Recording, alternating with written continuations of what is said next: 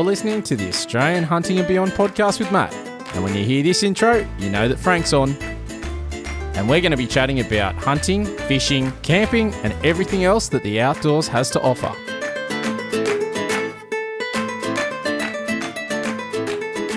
Let's get into it. There you go, Cody Gearin. Cop that, mate. Where's your intro song? Well, I thought I'd get him back because we were definitely, I don't even know how to start this. So I thought I'd get him back after the feral goat abatement plan to actually talk about what's been going on, what's happened with me. There's been some, life's a bit of a roller coaster, Frank, and it's up and down, and I get a lot of hate mail, particularly from one person. That's my wife. And you stir the pot like crazy. I really, sometimes when your name comes up on the phone and my wife's in the car, I hesitate to hit the pick up button. I'm not going to lie. But she always forces me to pick up because the two of you together, it's like open slather on me. And you keep saying it's about humbling me. I am now like 6 foot underground with any, positive feelings I had about myself after you two, that's for sure. But yes, so what's been going on with you? I've just been up and down. We had a very interesting camping trip, which I'm sure we're going to talk about. But I'm looking forward to hearing about that. I really am looking forward to hearing about that. I haven't heard anything about it, so it should be good. So Salami King has now sort of transitioned into Salmon King, I believe. Salmon King, right. And then when I shoot a Sambar, it'll be the Sambar King. Oh, how good would that be? It would be great. I can't wait for that day. But anyway, I've been jumping on and I have been doing a bit of fishing, getting some salmon, and it's been really good, providing some fish for the family. The kids absolutely love salmon fillets. And a couple of bit of abuse, the poor Australian salmon as being a very poor table fish. In saying that, I went to with an open mind and did some research, did some YouTubing. 2 guys out there I'll mention is Roger Osborne's Fishing. Awesome guy. Heaps of videos on beach fishing and catching salmon and catching beach worms. He's got some really good videos. And then Steve Starling, had a look at his videos about catching salmon and how to prepare them for the table and everything like that. I made sure that as soon as I got the salmon in, just brain spiked them, popped a couple of gills, put them in the sand, and then it would have been within the hour of killing them. And because it's either early morning or late afternoon, the sand's cool, got them there, take them home, and I actually let them firm up in the fridge for about 24 hours. Then I'll fillet them, and then the kids absolutely love it in the pan with a bit of salted butter, pepper, and I usually use a squeeze of lemon juice in there too. And that's simple. They love eating it. They absolutely love eating it. I think I got, was it last week? I caught 8 salmon last week. I think it was 8 salmon in a brim, and that was 7 days ago. And there's none of that fish left.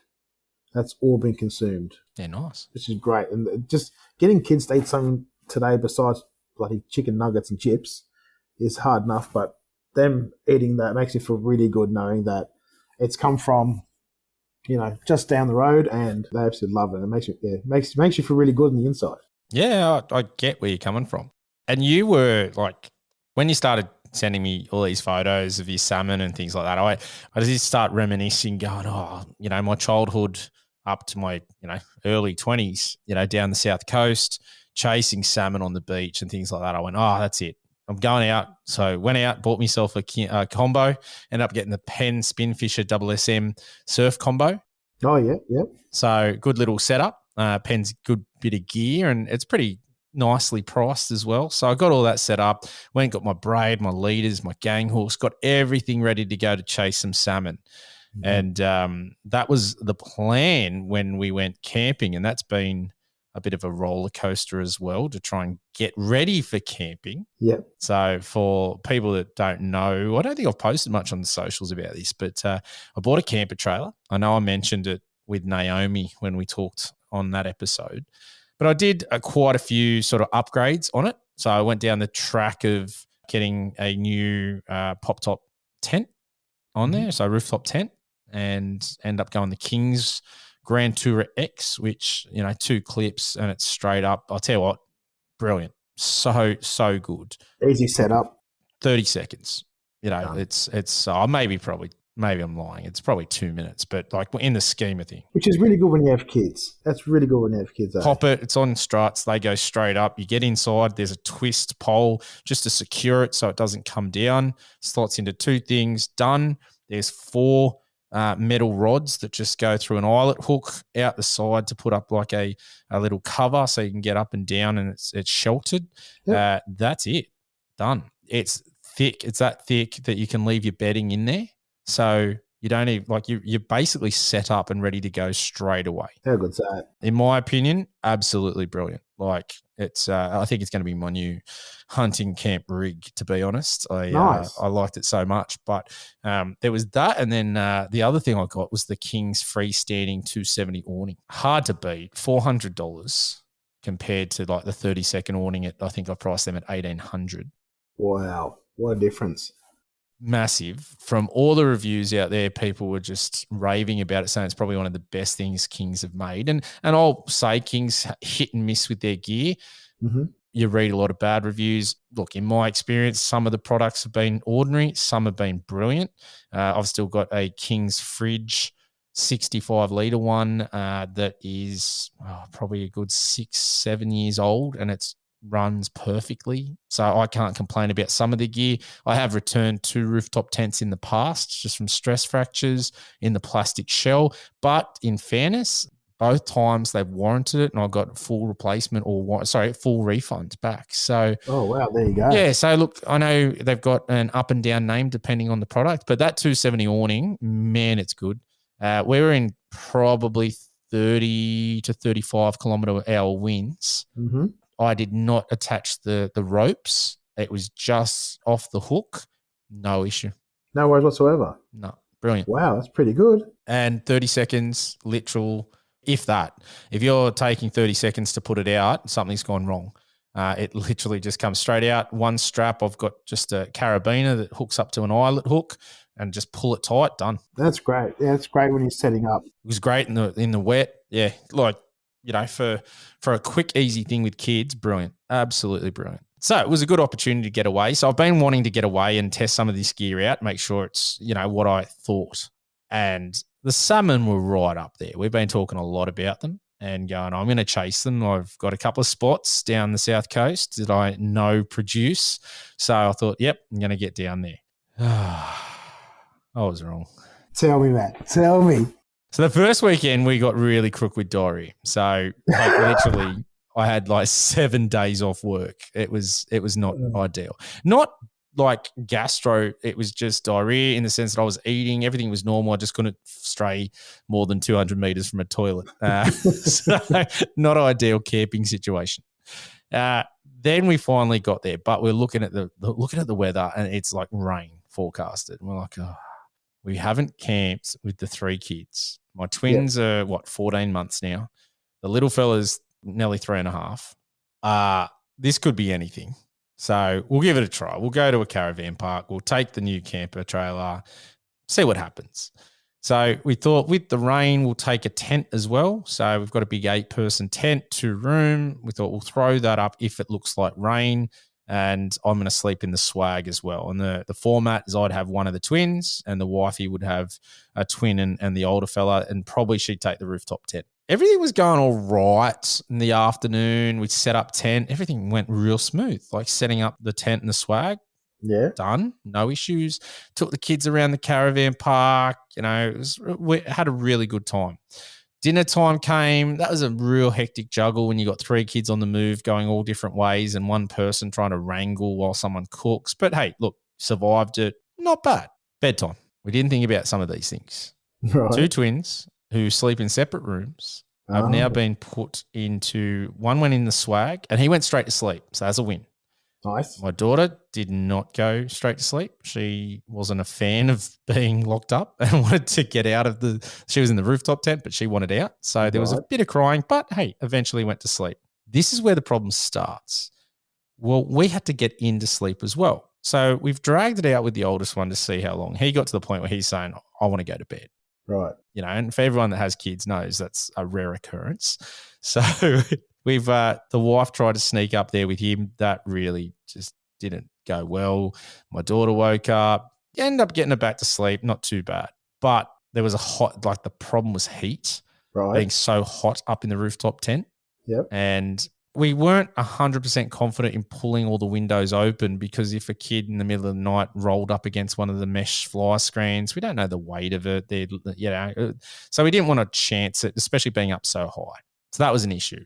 The daughter probably still maybe a little bit of diarrhea. So then that became bad nappy rash. Then the screaming started. Then we tried to put her in the swag because I could open up the ends and it was a bit cooler. So we thought that might help out. Then she woke the other twin because he's not used to sleeping in the same area as her. He is a sympathetic crier with her. So both are unleashing in this caravan park. And I'm sitting there going, I reckon there's 30 people there just going, who the hell are these people? So we end up making the call and saying, no, it's it's time to go. So at 11:30, I packed everything up and we drove the 3-hour journey home. And yeah, that was our trip. And I did not get to go fishing for salmon. This was 11:30 at night. Oh man! Hey, look, positive. And I keep saying this to the wife. You got to look for the positives. I'm all about looking for positives in life. Is that, hey, I was able to pack up a tent, a swag, and the rooftop tent in all under 30 minutes just with the headlamp on. What a win. How good's that? The great thing is we found all these things that were good, found some things that were bad, got some ideas on how to fix it. But, man, camping with kids is challenging. I enjoyed it. I will say that, even the crappy moments. And what I do love is I just think it's a memorable trip.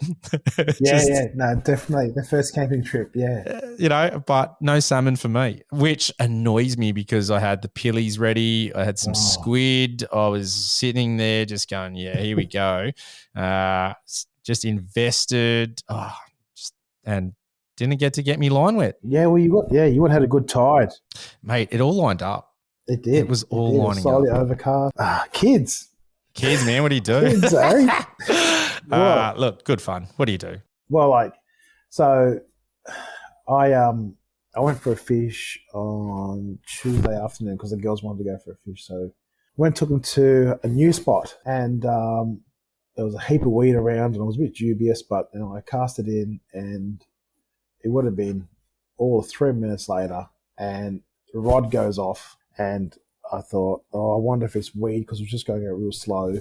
Picked it up and just started winding in, and I just felt the beat and the hits. They're very faint. I thought, I think I've got some weed as well as a fish. But wound in, and then I gave the rod to my eldest, and then she wound the rest in, and we ended up getting this 72 centimeter salmon. It was an absolute beast attached to this. Yeah, nice. I don't know. I'm going to say about another 5 kilos of seaweed. So, but anyway, got that in, and then the next half an hour just ensued we'll just say that we did a lot of gardening in the sea, and we've poured out all the seaweed within probably 50-meter radius of the shoreline. So we gave up on that. We came home with one fish, which was good, and then so went to bed, and the young fella, he woke up at 10 to 4 in the morning, and wife's put him in bed, and then he's proceeded to start kicking me in the back. So I was awake. I was going to go back to bed, so I thought I'll just go for a fish. So grabbed the bait out of the fridge, got in the car, out I went, and I was fishing 5 minutes later. First cast in, and it would have been about 4:15, I think it was, when the rod went off, and this 12-foot rod stood about 4 foot high when it was going off. Like, it was bent right over, and I thought, you beauty. I thought I had a jewfish. Because every time I wound this fish in, it just got close to shore and just took off again. And I thought, you beauty. I finally got a silver slab here. This is great. And then when I finally got it up onto the shoreline, I thought it was a kingfish, but it was just a real fat salmon when I got up close to it. Just a really fat salmon. And so that was a great catch. And then next it would have been probably another half an hour of just catching fish. So it was just one after the other. It was really good timing. So I've marked down all of those conditions to make sure that I can try and replicate them again at some point. But it worked out really, really well. I got home at 6, grabbed the knife, went down to the boat ramp, cleaned up all the fish, and then brought them back home and put them inside the fridge to let them firm up a bit. So that was that. And then the next day I went out again in the morning because it was roughly the same conditions, and I got another salmon and a nice big surf brim. Actually, it was a 32 centimeter silver surf brim. So that tasted 32, nice. Yeah, tasted really sweet. It was really, really nice actually. And then he swallowed a 4.0 suicide hook. So, but yeah, anyway, he tasted all right. But then I got rained out, so come back home and that was my week's worth of fishing. So that worked out really well. And yeah, I think I got about 5 kilos of fish out of that, and that's all gone now. It took a week, and that's all gone. So how good is fish? I love eating fish. Kids love it. Kids absolutely love it. It's great they eat it. It's great to know that it come, no more than 200 meters from where I'm sitting right now talking to you. And the fact that in this day and age, trying to get kids to eat something more than strawberries or chicken nuggets or chips, it's just great that they jump into that salmon.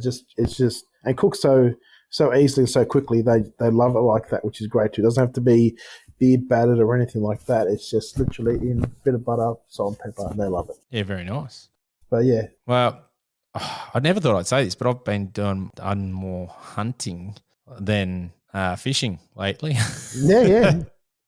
When we're coming in, I do say I like to go, as summer approaches, I tend to get more out and go fishing more. But yeah, I've been out and about with some hunting, which has been good fun. Hey, did you know this? Here's a tip for people. I had no idea, and a shout out to Grant, who showed me this when we went out for a bow hunt together. If you take a photo wherever you are hunting and you've got the Avenza map, you can just upload the photo and it automatically plots it on the GPS coordinates. Yeah. How good's that? I didn't know that. Yeah, you can also put a place mark there and just call it whatever. Like you can call it trail goes northeast, and then you take a pit. And yeah, I knew how to drop a pin and mark it, but I didn't know that. Hey, just walk around and take photos, and then you can sort it out later if you want, or you can do it on the spot. But it just you can automatically throw the photo up. So not only do you grab it, you can have an identification image too. That's brilliant. Did not know that. So learnt that. Man, awesome. Thanks for sharing that when we were out, Grant. I'm definitely using that in the future. You can also share your tracks and stuff like that. Did you know that too? You can save that on Avenza? Yeah, on Avenza, yeah. So you can so is that on the paid version or the free version? No, it's on the free version. Okay. On the free version. So I had a mate. But you can only have 2 maps on the free version, isn't it? Yes and no. Yes and no. So I've got 4 maps on mine and 3 are active. Okay. Yeah, that's what I mean. But so you have to, you can only have a couple active at any one time. At any one time, correct. Yeah. Unless you're paid, and then you can have as many as you want. Correct. But say, for instance, you've gone hunting at this state forest, 3 or 4 months ago, and then you want to go hunting at a couple other state forests, but you don't want to lose the information from that. You can save that layer. You can save that layer to your computer or to your device, and then when you go back to hunting that state forest, you can then upload the map and then add that layer back to that map, and then all your tracks and everything is still back on there. So you can save all that information, and then you can put it back on the new maps as they come out, or you can just save them and keep them until you need to use them. Yeah,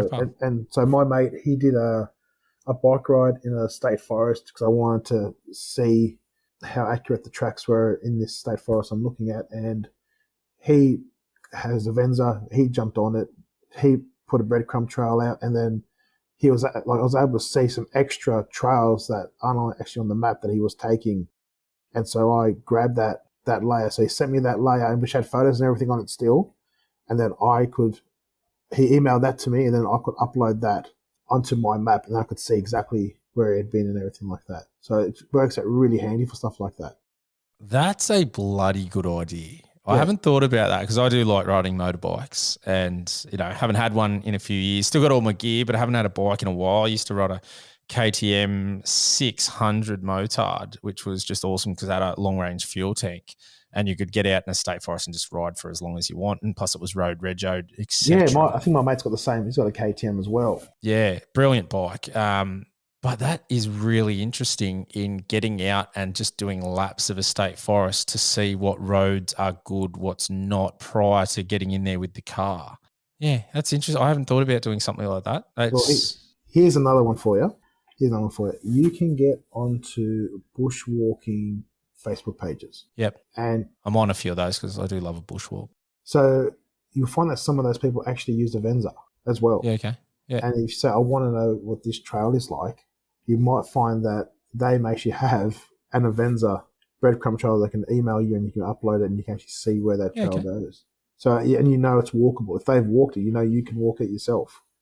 Yeah, so there's another avenue there if you want to know if you get access to certain places. Yeah. And even talking to those people, you can ask them if they've seen any wildlife about them. I'm sure they'll tell you if they see the monarch of the glen walking, in front of them with these massive 2 trees hanging off its head. I've seen it just there. I'm sure they'll tell you that because it's not something that any human being misses. Yeah, yeah.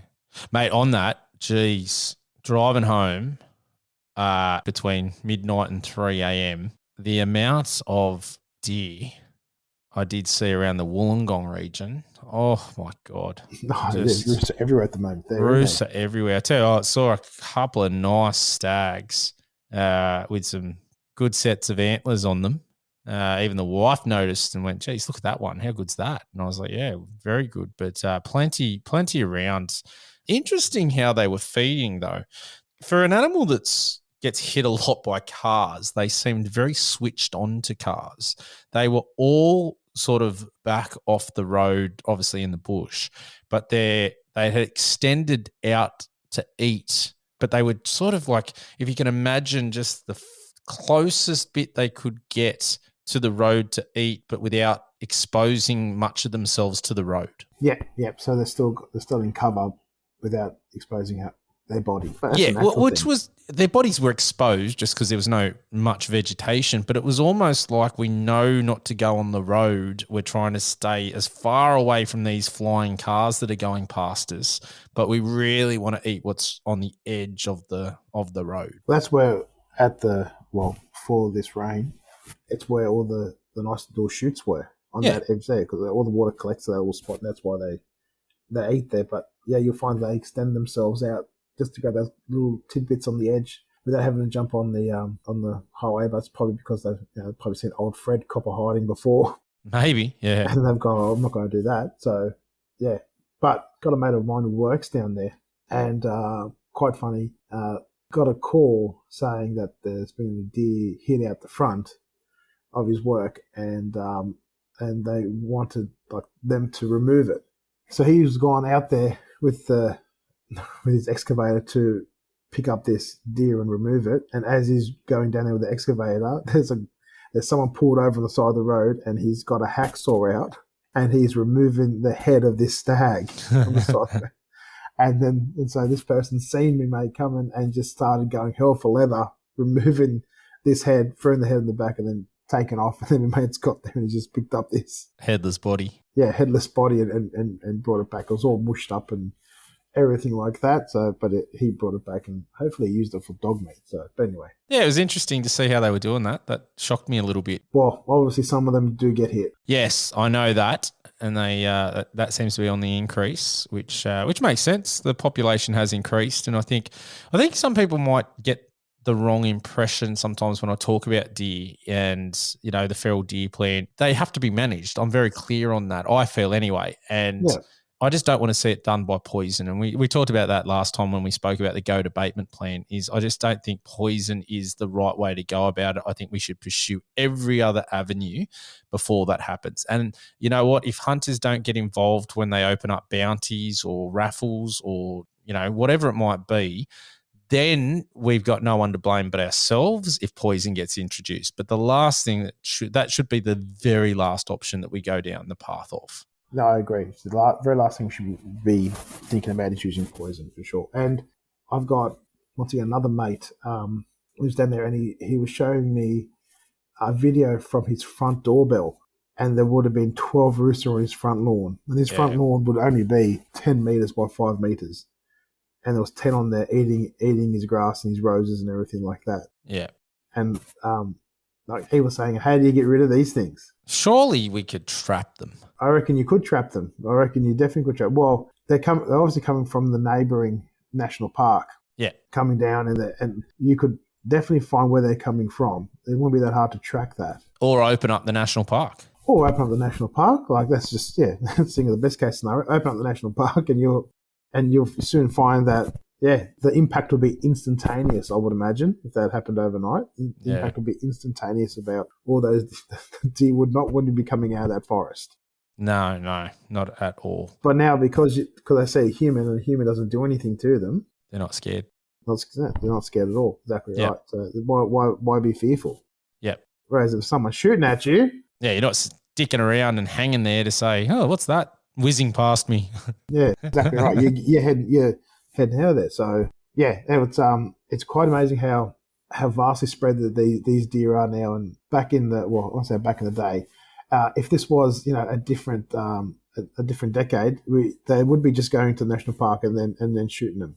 They'd be fixing them up that way. But I said to my mate, you cannot shoot them. You cannot shoot them from the front lawn. You can't and like he even brought up the use of a bow. I'm like, no, you'd be fueling the antis just even. Yeah, and they're going to run, especially in suburbia. You're not going to be using the bow and dropping them on the spot. So then it just it gets messy. Exactly right. It would get messy. You'd be imagine following that trail. Imagine waking up, people coming out and there's just this blood trail straight across their lawn. And look, funnily, that just takes me back. So obviously, I've got the first deer on the deck, and we I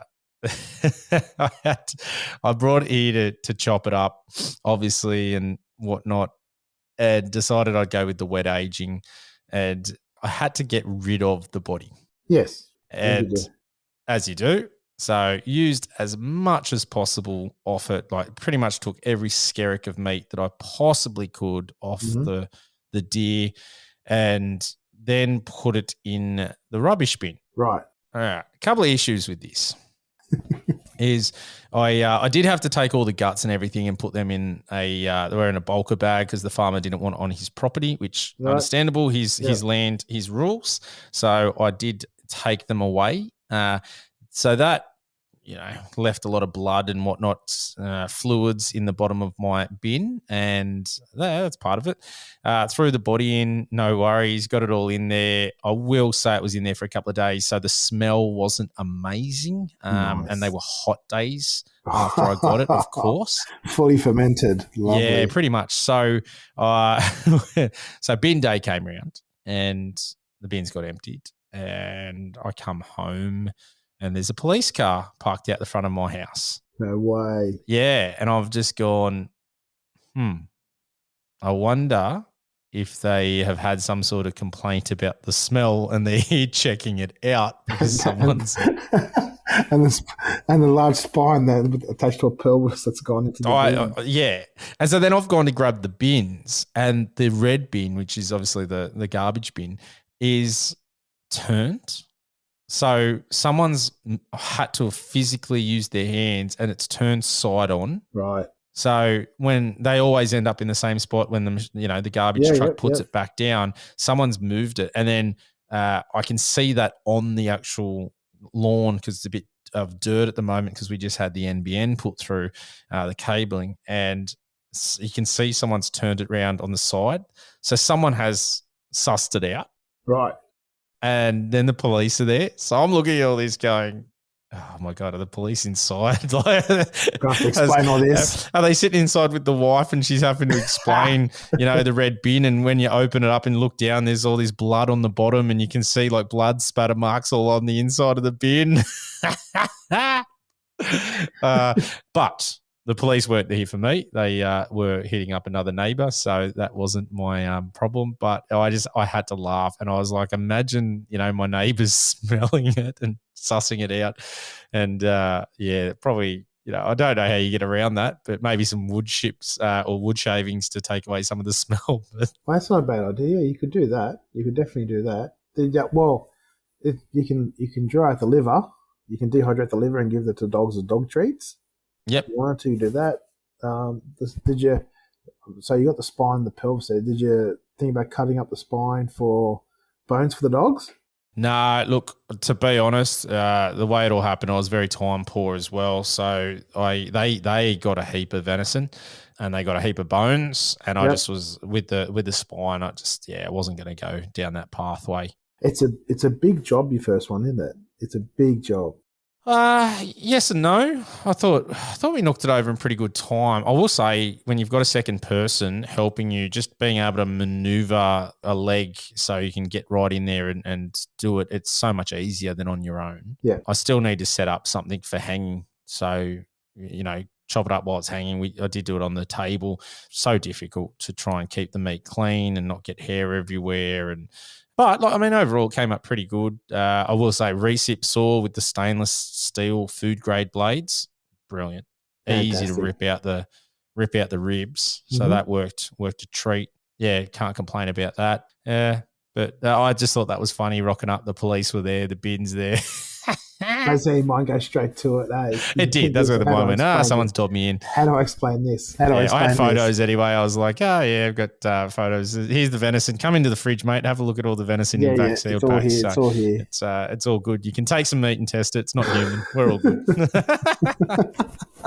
How funny is that? Well, going back to the salmon fishing, what rig do you use? Mate, I run a 4.0 set of gang hooks. So 3 gang hooks, 4.0 size, and then I usually use pilchards. Yep. If Taylor's about, I tend to have the same, but I'll just trim the tail off to make it look like it's been nibbled. So hopefully that attracts Taylor, because I know they do tend to like a bit of a wounded fish. That's tend to be what they sometimes do.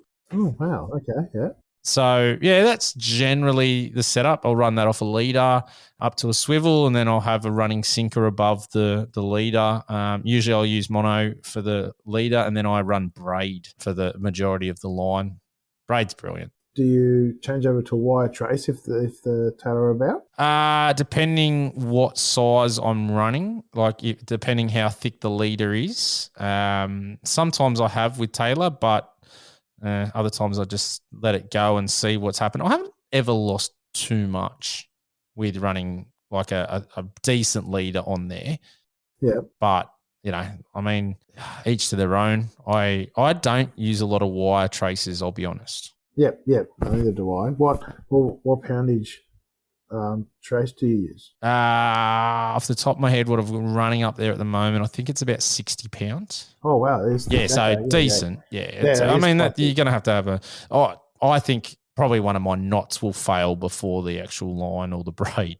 Yeah, right. Well, in saying that salmon I caught on that early morning, that actually had a 5.0 suicide hook in it. Yeah, okay. That was the real good fighting one, wasn't it? Yeah, it was a real good fighting one, correct, yeah. And it had probably about a 600 mil leader on it, and at the end of the leader you could still see the line.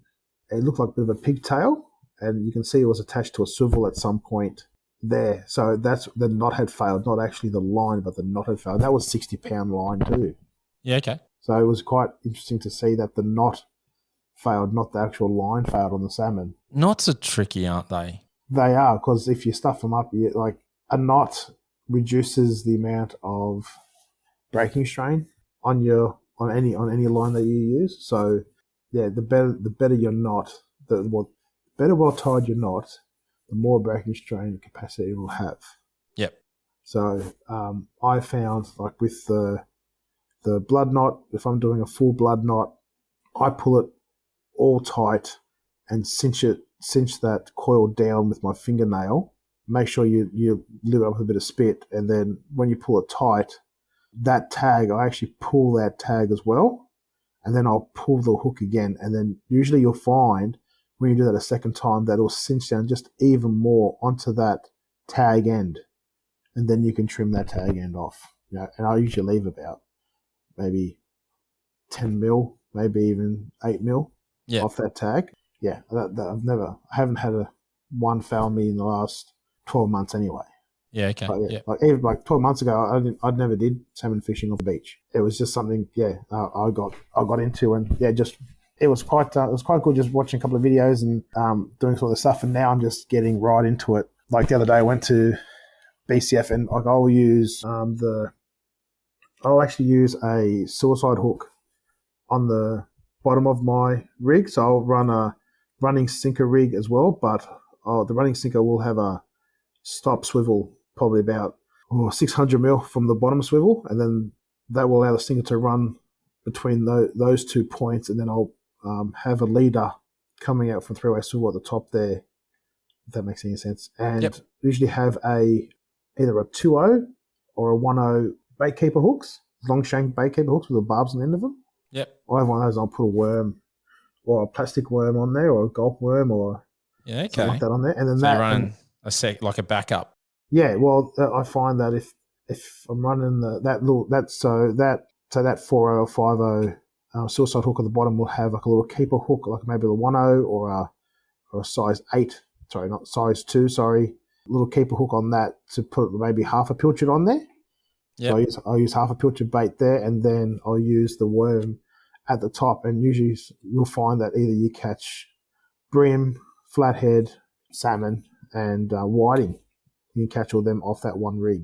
Yeah, okay. So multi-purpose. I try to, because I'm happy to get whichever fish comes my way at the moment. And so I'll run that rig. That's a Roger Osborne rig. That one, I think he calls it the mixed grill. Yep. That rig.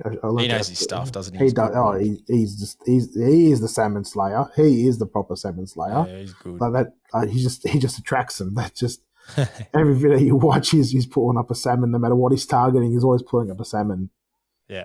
But like even now, I've had a look at BCF, and there's these BKK offset circle hooks, but they are Teflon coated, and so they slide up and down the line easier if you have got a keeper hook. Okay, yeah. And so I'll actually put a float stop in between the keeper hook and the main hook. Yep. And that float stopper just holds that hook up into position while it's being pinned through the top of the pilchard. Yep. And then I can put a half hitch around that pilchard tail to keep that bait straight. Yeah, I was going to ask you, do you run the half hitch? Yeah. Also top, to keep definitely. it on for not falling off too. It just helps it out to keep all the hooks. Well, especially if you're not using salter pilchard, if they're soft. Yep. I find that it keeps them straighter and it keeps them in place longer, especially when they're rolling around in the surf. The hooks aren't moving back and forth and creating elongated holes in them as you got it, perched onto the beach bottom. Yeah. So yeah, I find that works out. That works out really well. That particular rig, and just then those offset hooks have got like a interned tips on them, so they're like self hooking as well. So you can put that one in the rod holder and just watch it. Yep. And then you can run another rod and hold on to that if you want to.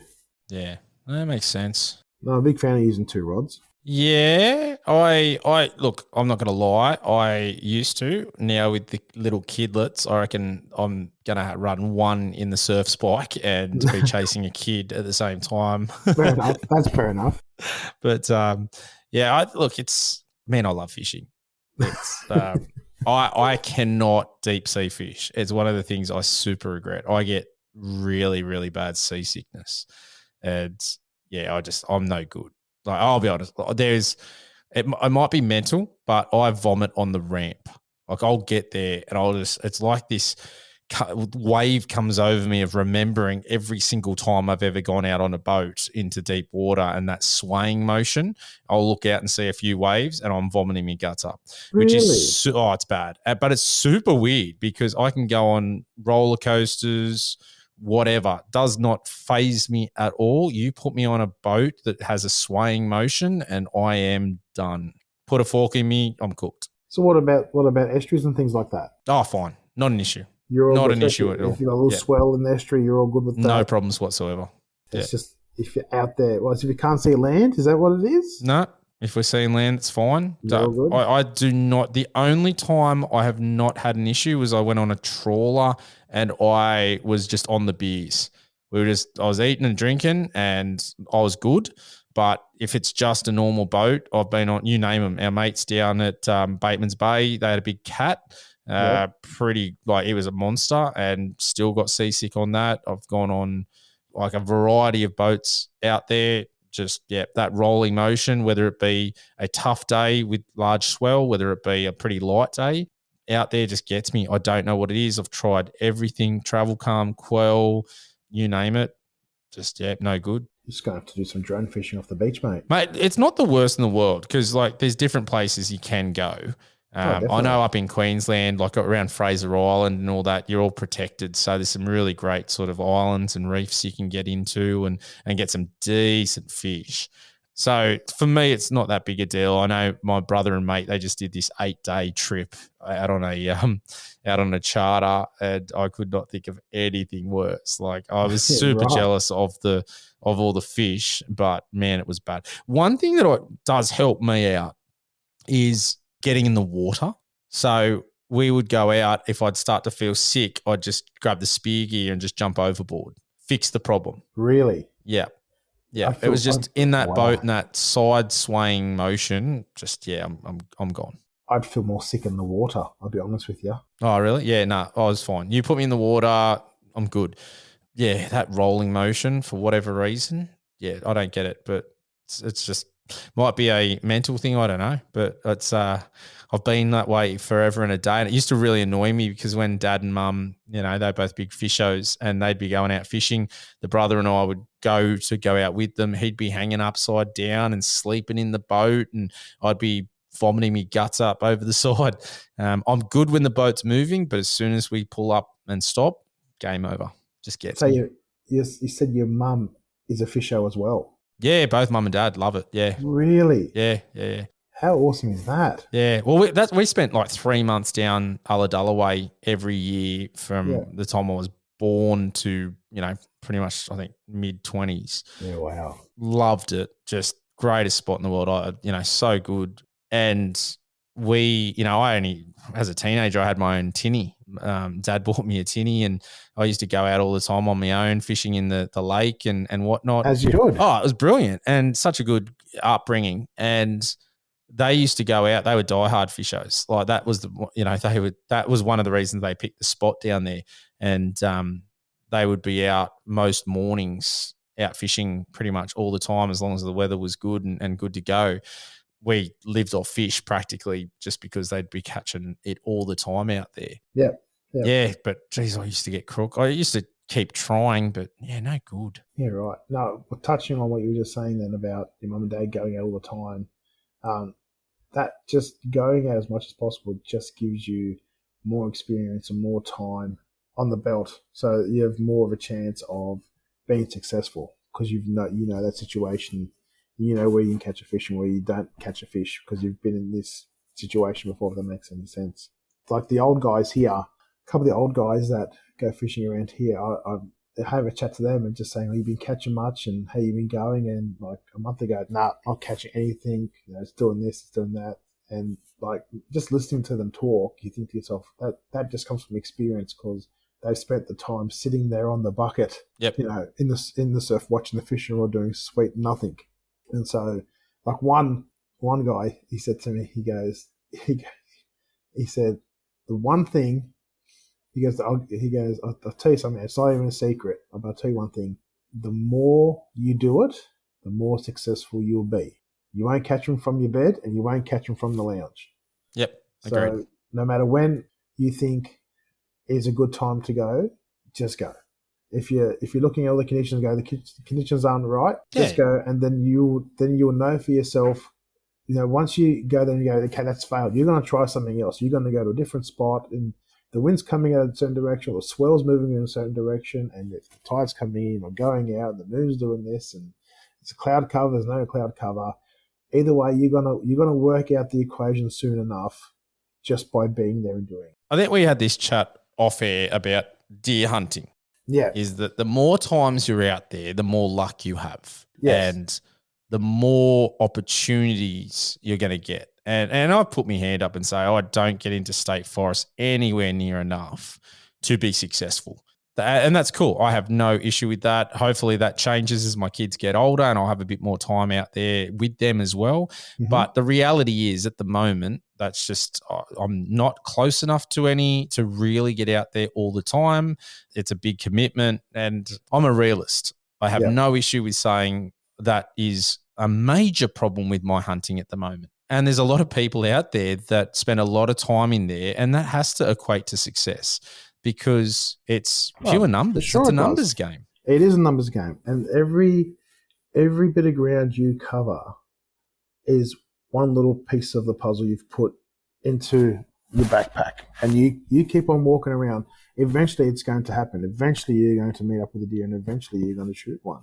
Yep. It's that simple. I remember watching, I seen on Facebook, there was a story, I can't remember which forum I was on, but there was this young fella and he got this Toyota Hilux, but clear as day, got this Toyota Hilux and he fixed it up because he really wanted to go hunting in the Victorian state forests. Anyway, he got this little Hilux and it was a 2.2 litre petrol shitter. Yep. It could not pull the skin off a custard tart, this thing. Right? But he bought it because he wanted to make sure that it was capable when he got to where he needed to go. And it was. So he went there, and he went hunting, and I remember watching post after post after post, this guy going out there and he just take a picture of a cherry tree. Is this a rub here or is this a wallow here? And then you watched it, and every single week he had a question, and you can see he was spending time in the bush. Yeah. And in that 8-month period, I reckon you might have put up 30 posts asking questions and things like that. And sure enough, there's a post comes up one day and there's a deer. Yeah, beauty. Because he's put the time in. He's just gone and he's looked at that spot and just concentrate on like one of those square kilometers at a time when you go to state forest. Just know every single little thing about that one square when you go out there, and then go to the next one and then move to the next one if you want to. Like it. And when you find sign, it's another thing I think I spoke to you about previously, is like when you find sign, just don't move to find sign if you've already got sign in front of you. Yeah, I've used that before and I've said that quote because I think that's a really good one. And it makes sense, from a theoretical perspective, it makes sense if there's sign there and it's fresh sign, there's animals in the area. Yeah. Why are you going to search massive amounts of ground for more animals or more sign? So it does make a bit of sense. I really want to speak to a lot more state forest hunters to get their different ways of hunting, whether they're doing stalking or they're doing more sit and waits in state forests once they find good areas, because that is going to pay off more. Yeah. I know everyone has their own different styles, but it's something I've been sort of reflecting on mine, going, am I moving too much? Should I, I've got some really good spots. I've got some great trail camera images of fallow and sambar and things in spots that I hunt. Should I be getting in there real early and just spending a bit of time sitting and waiting and seeing what's walking around, as opposed to me walking around making a lot of noise and maybe not even seeing things that they're taking off well and truly before I'm even noticing them. Yeah, I'd be interested to see people's journey from go to woe. Yeah. Over a broad range of backgrounds and stuff like that. I really would love to see like how many times they visited a particular state forest before they were successful. Yeah. And if their success was pretty much just walking upon and going, oh, there's a deer just stood in front of me and I shot it, or I seen sign and I stuck with it and found more sign and thought I should sit down here, and then I did sit down there and the deer came and I shot it. I'd love to know how they came to getting the deer down, and whether it was either by luck or it was by chance that they came across sign and thought, okay, I'm going to utilize this moment and sit and wait or something like that. Yeah. I really would love to, ask a couple of people just to see how they went with their first deer on the Deccan State Forest. It'd be very interesting to see like how they got it done. I'd love a bit of a survey, like a poll on how it'd be hard to work out and how to work out the questions and responses, but I'd love to know the differences between stalking, sit and wait, ambush, like what people were sort of doing, whether they, made sure they were fully enclosed, whether it be fallen trees or they built a bit of a blind up or, just the different ways that people have found successful for them. Because I'll put my hand up. I'm nowhere near a good hunter. I've got a lot. That's me too. Yeah, I've That's got a me lot too. to learn and a lot to get better at. That's cool. Have never professed to be an expert on this show. I want to learn and hear about what other people are doing that is successful for them, that maybe that helps me reflect on my own practice and say, hey, I'm making maybe a mistake here, especially as someone who's relatively new to deer hunting. What am I doing wrong? Will I be more successful if I just sit and wait?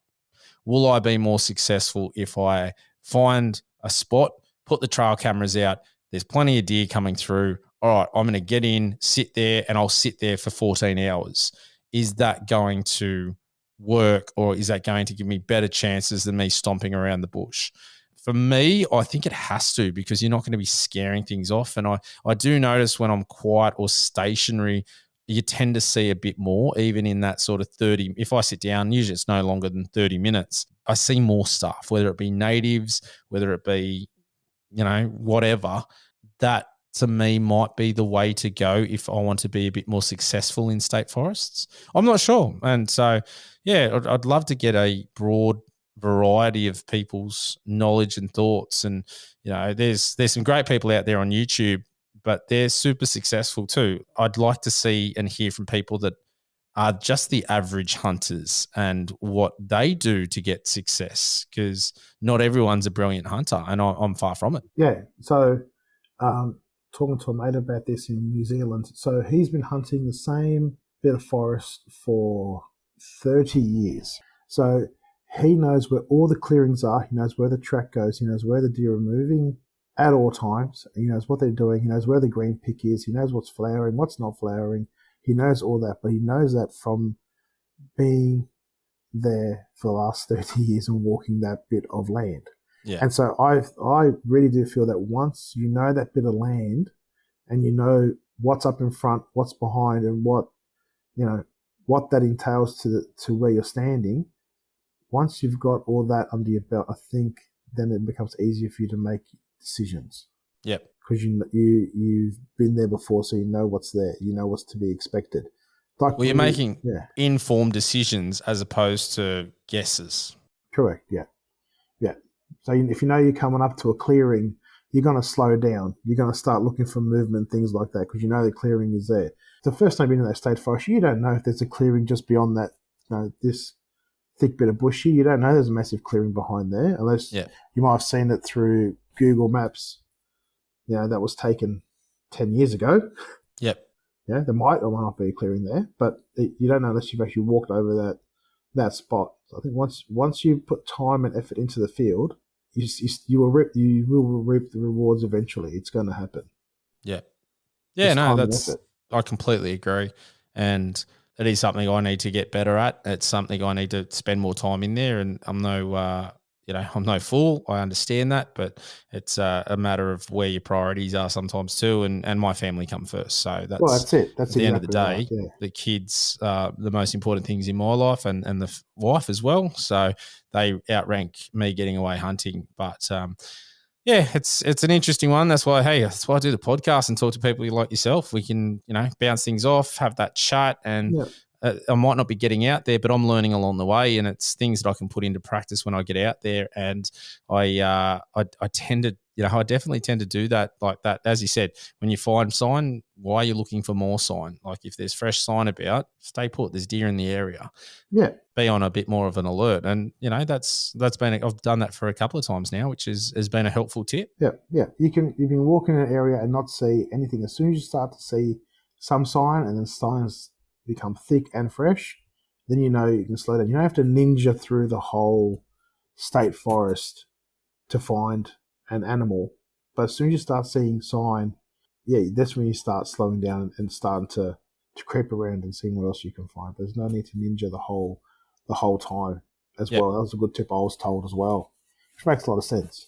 Yeah, 100%. Which makes a lot of sense. But interesting to see different people's experiences with state forest hunting and how they're successful. Like how many trips they made and how many trips they went to the same state forest before they were successful. I'd love to know those figures there. Some averages. Figure. Yeah, I'd love to see some averages across the board. You know, did they jump from forest to forest? Did they spend all their time in just one, getting that right? Was it multiple?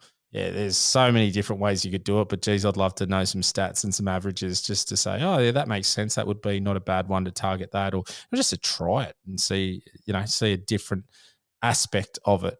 I do have a problem though. Every time I sit and wait, I get bored. And I'm like, nah, I need to be out there. It's one of the things I still prefer spearfishing to fishing because I like to see the animals. Yep. And even if I'm not successful, I'm seeing them. I might not be able to shoot them in the water, but I'm seeing them. And sometimes that's better than just being up and not getting bites. And I feel sometimes that comes when I'm hunting. Funnily, when it's with the bow, I'm more than happy to sort of stand, sit, wait because I know you've got to get super close. Yep. And I tend to do a lot better and I'm happier to wait for a lot longer. But when the rifle comes out, I really struggle to sit still. You have more reach with the rifle, so therefore you're trying to, I suppose, encapsulate a lot of area around you where you can reach with the rifle instead of just staying put and just waiting and watching. I've got a mate, Dave, and he went away with the Hunters Campfire. So shout out to Dave. He went the first year with a bow, followed everything that Ian told him to do, and he sat off this particular rub for 5 days straight, and he's seen so many deer, but he couldn't shoot one because they were just out of his comfortable bow range. All the credit to him, didn't take the shot. Fantastic. Great stuff. The next year he comes back with the 243, and first day he gets there, goes back to that same spot. Yep, all fresh. Sits back in his little, not blind, but he aligned some bushes so that way he was a bit more concealed. And sure enough, like first day he was there, bang, got his first deer, shot his first deer because they came in. And good for him to have that much patience the year before, but he knew because previously if he sat in that position that it would happen. So he did the exact same thing the year after with something with a bit more capability in range, and bang, he's got his first deer in the state forest. Well, first deer altogether, I think it was actually. But yeah, but he had to go through that process of sitting there on that spot for that week, and seeing multiple deer go past him before he came back the next year and go, that's it, I'm going to get her off and I'll get one next year. And he did. Yeah. He did. So lesson learned, and 12 months later, there he is with his deer on the ground. So good on him for doing that. But that's from him sitting down and watching and observing. Yeah. For that full week. So good on him for doing that. Yeah. Anyway, we could all learn a bit from him. Mate, it's what I like about hunting. You're always learning, and no matter how good you think you are, you're probably hunting something that can definitely humble you, and that's, for me, I love it. It's such a challenge, and it's great. Hunting's just a tough mistress, that's for sure. Yeah, for sure. She's a tough mistress. All right, mate. Good to catch up. Thanks for coming on. Appreciate it. And best of luck, wrangling those salmon and all the other fish that you're smashing out down there. And I'm envious, and hopefully I'll be getting a line wet very soon. And I'll be able to eat some nice, fresh fish. Yeah, I'll bring some up next time I'm there, mate. Don't worry. That's probably the only way I'm getting some. So, all right, too easy. All right, Frank. Thanks for that. All right, listeners. Bye for now. If you have a topic, guest, question, or any gear that you want to hear about on the podcast, shoot us an email, australianhuntingandbeyond@gmail.com. Alternatively, find us on Facebook, Instagram, and Twitter. All the links are in the show notes. If you haven't already, make sure you give us a review and subscribe to our podcast on whatever platform you're listening on. Thanks for joining us, and we'll catch you next time.